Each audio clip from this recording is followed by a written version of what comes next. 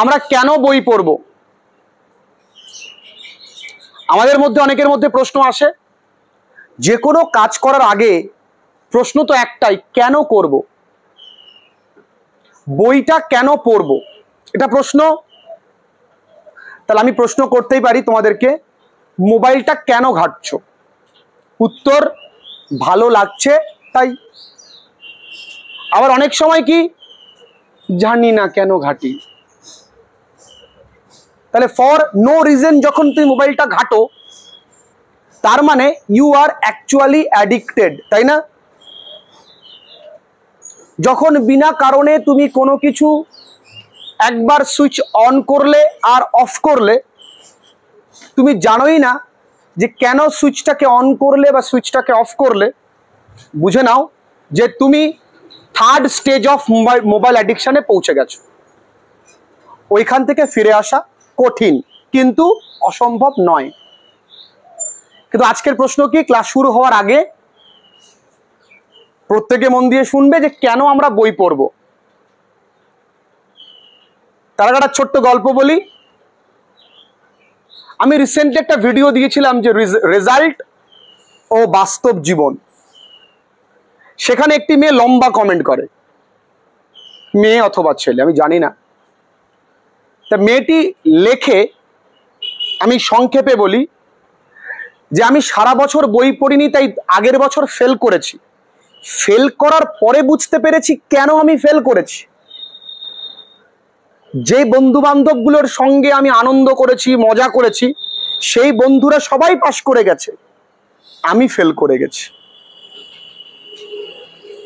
সেই বন্ধুরা কিন্তু কখনোই আমার দুঃখ ঘোচাতে আসেনি, ওরা সান্ত্বনা দিতে আসতো, কিন্তু ওদের সান্ত্বনার কথার মধ্যেও কোথাও না কোথাও ওদের পরিতৃপ্তির ছায়াটা দেখতে পেতাম, যে ওরা কিন্তু খুশি হয়েছে।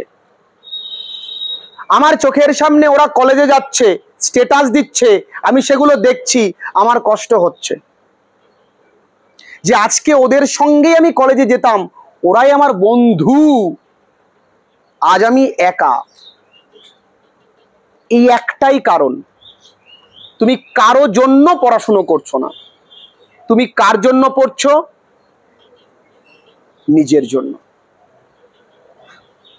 তুমি সমস্ত আনন্দের সময় তুমি তোমার বন্ধুকে পাবা, বান্ধবীকেও পাবা। যখন তোমার কাছে কিছু থাকবে না, কাউকে পাবা না। আমি পড়বো এই কথাটা বলা যত সহজ, পড়তে বসলাম আরেক স্টেপ কঠিন। পড়তে বসে বই পড়ছি আরো একটা স্টেপ কঠিন। টানা বই পড়ছি বিশাল কঠিন, কিন্তু অসম্ভব নয়। আমি কেন পড়বো? নিজের জন্য পড়বো। যদি রেজাল্ট খারাপ করি, সবার আগে তোমায় কেউ প্রশ্ন করবে না। তোমার বাবাকে, তোমার মাকে, তোমার পরিবার পরিজনকে, নিজেদের লোকরাই প্রশ্ন করবে উদাহরণ দিয়ে। কি উদাহরণ দেবে? তার নিজের ছেলে মেয়েদের, যে তারা এত নাম্বার পেয়েছিল, তারপরে জিজ্ঞেস করবে তাহলে রতন কত পেল? মা উত্তর দিতে পারবে না। তার মানে সেই দিনের যে দুঃখটা তুমি বাবা মাকে দিলে, সে দুঃখটা মুছতে হবে, তো তার জন্য পড়তে হবে। আর কার জন্য পড়তে? তুমি অনেক অনেক স্বপ্ন দেখেছো যে আমি লাইফে কম দামি মোবাইল কেন, একটা দামি মোবাইল ইউজ করব, একটা দামি গাড়ি কিনবো, দামি বাড়ি বানাবো, সমস্ত জাগতিক সুখ পাবো। অনেকে বলে বই পড়ে কি কেউ সফল হয়? আমি বলি বই না পড়ে কেউ সফল হয় না। জীবনে সফলতা মানে কেবল চাকরি নয়, জীবনে সফলতা ব্যবসাটাও আছে। ব্যবসা করতে গেলে আধুনিক পৃথিবীতে তোমাকে মডার্ন এডুকেশন জানতে হবে, তাই না? আর মডার্ন এডুকেশন মানে কি? আধুনিক পড়াশুনো, what is AI, what is data science, app তৈরি করা, কম্পিউটার সম্পর্কে জানা, মার্কেটিং স্ট্র্যাটেজি বোঝা, তার সম্পর্কে অনেক বইপত্র পড়া, সেগুলোকে ইংরেজিতেই পড়তে হবে। তাহলে education is needed or not? প্রয়োজন, প্রয়োজন তো, ইয়েস অর নো? তাহলে আমি আমার জন্য বই পড়বো। এবার প্রশ্ন, কিভাবে শুরুটা করব? প্রায় 2 মাস হতে চললো, এখনো এই প্রশ্নটা আমি শুরুটা করতেই পাচ্ছি না।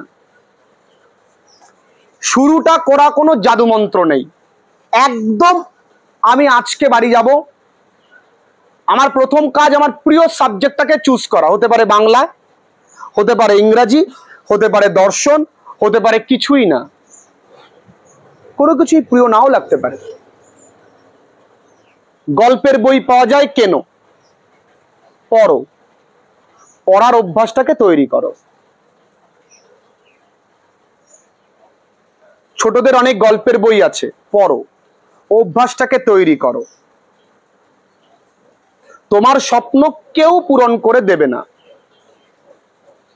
তোমার স্বপ্ন তোমাকেই পূরণ করতে হবে। আর তার জন্য কে প্রয়োজন? পড়াশুনো করা। এখন এই কথাগুলো তোমরা অতটাও ফিল করবে না যতটা ফিল তোমরা কোনোদিন গাড্ডায় পড়লে করবে।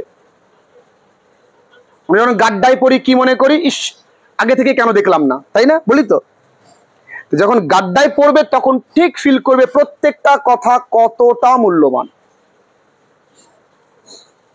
সময় তোমার জন্য দাঁড়িয়ে থাকবে না। তুমি আজকে 1 ঘন্টা ফাঁকি দিলে 1 লাখ ছেলে মেয়ের পেছনে পড়ে যাবে। যেখানে সামান্য পরীক্ষায় আগে 25-30-এ পাশ হতো, এখন 75-80 পেলেও পাশ হয় না। পড়াশুনো করে একজন পঙ্গু ছেলে যে হাত দিয়ে চলে, হাত দিয়ে, সে একজন আইএএস অফিসার হয়েছেন। পড়াশুনো করে দৃষ্টিহীন ছেলে প্রায় 30,000 লোককে চাকরি দিয়েছেন, ইন্টারন্যাশনাল কোম্পানি দাঁড় করিয়েছেন। Without education nothing is possible. আগে এটা উত্তর নিজেকে দিতে হবে।